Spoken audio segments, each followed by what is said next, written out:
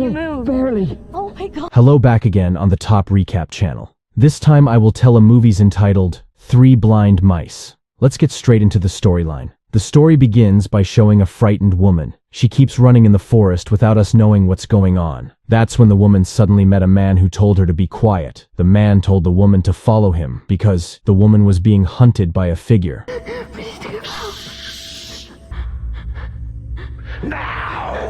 As a result, because there is no hope anymore, inevitably, the woman comes to enter the hallway. At first, the woman was afraid to enter the hallway because she didn't know what was in that place. But because the creature was getting closer to them, inevitably, the man entered the hallway, followed by the woman. The man then hid in a room, but unexpectedly, the man was attacked by a horde of rats. Meanwhile, in a different room, the woman found one of her friends dead with her eyes and mouth stitched up. Even more unlucky, she also had to meet the creatures who had killed all her friends. The creatures then brutally attacked the woman. They mercilessly tore out the woman's entrails.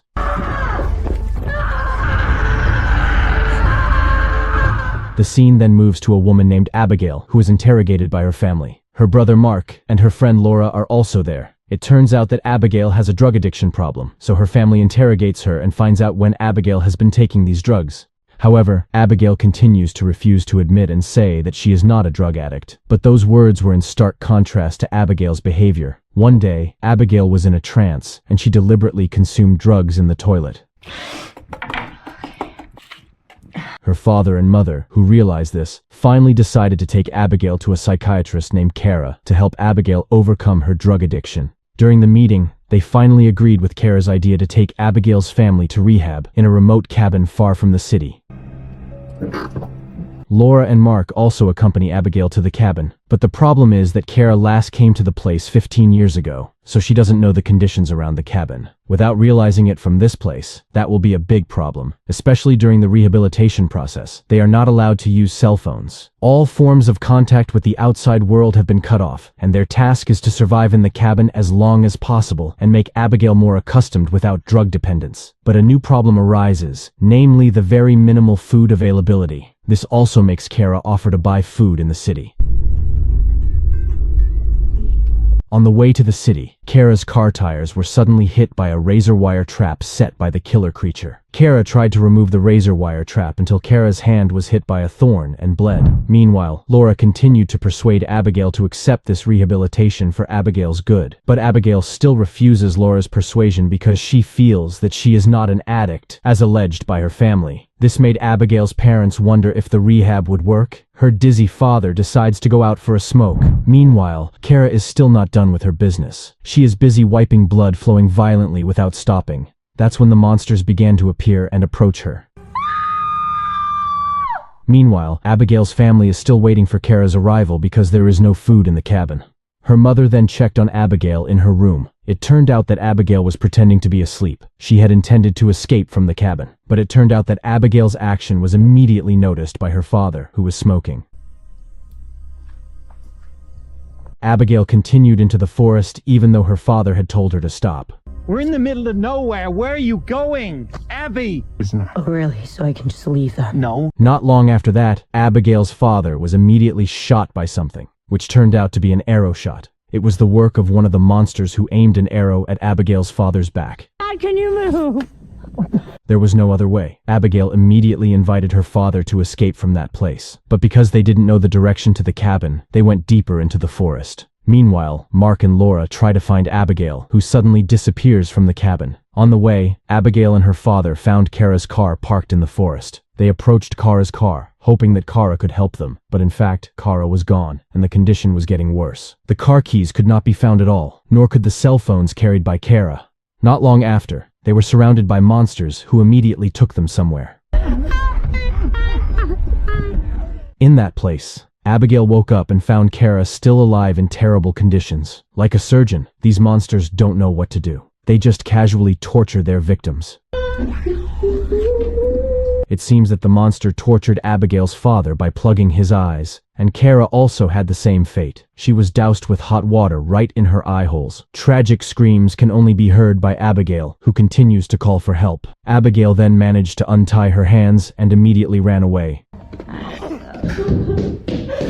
She hid in a room in the building. Here, it turns out the monster has a weakness. It cannot see. It walks, relying only on smell and hearing. After successfully escaping, Abigail moved to another room. She hoped to find a weapon to defend herself, but there was nothing she could use. But the monsters kept coming at her. After utilizing the monster's weaknesses, Abigail finally managed to get out of the building. After walking in the forest, she finally met Mark and Laura, who were looking for her in the forest. They immediately brought Abigail back into the cabin.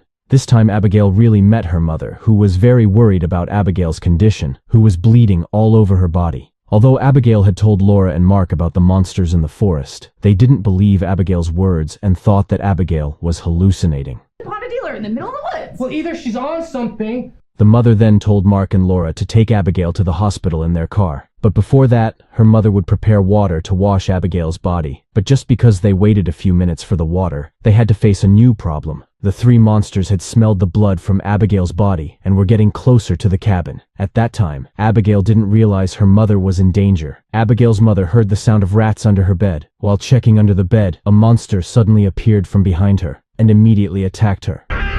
Meanwhile, Mark was provoked to open the door because he thought his father was the one who came knocking on the door. That's when the monster attacked Mark's hand and entered the cabin. Mark was finally cornered and immediately stabbed the monster with a knife. But the monster was still not dead and continued to attack Mark. Mark finally stabbed the monster several times until the monster died. Finally, Mark survived even though he was covered in the monster's blood. This made the remaining monsters even angrier. This anger was vented on Abigail's mother. With a few words, the rats immediately came to bite Abigail's mother's body. Abigail and the others who saw that could not do anything. They were forced to flee the cabin as quickly as possible. Mark tried to hold the door to buy time while Laura and Abigail managed to escape the window. When it was Mark's turn to escape, Mark's leg was suddenly bitten by a monster. Laura and Abigail immediately helped Mark to escape from the place. But because it was difficult to walk, Mark told Laura and Abigail to go find help, while Mark will rest for a while in the tree. At that time, Mark didn't realize that the monster had come with an iron wire and immediately used it to slash Mark's neck. Meanwhile, Abigail decided to return to the building to look for something, and this is where all the answers are. While Abigail is looking for something, a 1991 tape comes on. In the tape, a young girl is used as a research object. From the trial, the mouse genetics were more dominant than human genetics, which resulted in the creation of the three mouse monsters we saw earlier. We can see that the Meanwhile, Laura, who kept running, had to fall and was approached by one of the monsters, where Laura was immediately taken to the surgery room to have her mouth sewn up. A needle was prepared as revenge for the humans who had tortured him. Abigail, who already knew the monster's origin, decided to kill it because there was no other way but to kill them. Abigail really went crazy, and it made her get bloodied. But when she wanted to leave, there was still one more monster alive, which happened to be the girl in the video earlier. He has a grudge against humans, and this time, the one she will target is Laura. Laura, who was already pinned down by the condition and strong strangulation, was out of breath. At the same time, Abigail continued to try to lure the monster into the laboratory room. Abigail hoped to stop the monster by persuading it. I understand because I saw those tapes. Please. Laura, who was still alive, immediately tried to kill the monster. After killing the monster, Abigail decided to burn the entire building. According to her, like a rat pest, the genetic resources in this building will not be destroyed if it is not burned down.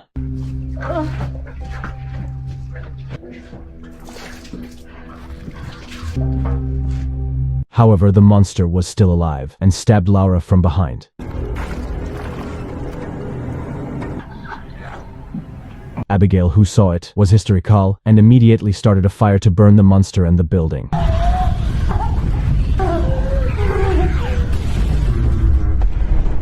In the end, Abigail was the only survivor of the incident. Meanwhile, it was discovered that the monster killed by Mark was still alive. and the movie is over. Don't forget to click subscribe, like, and comment.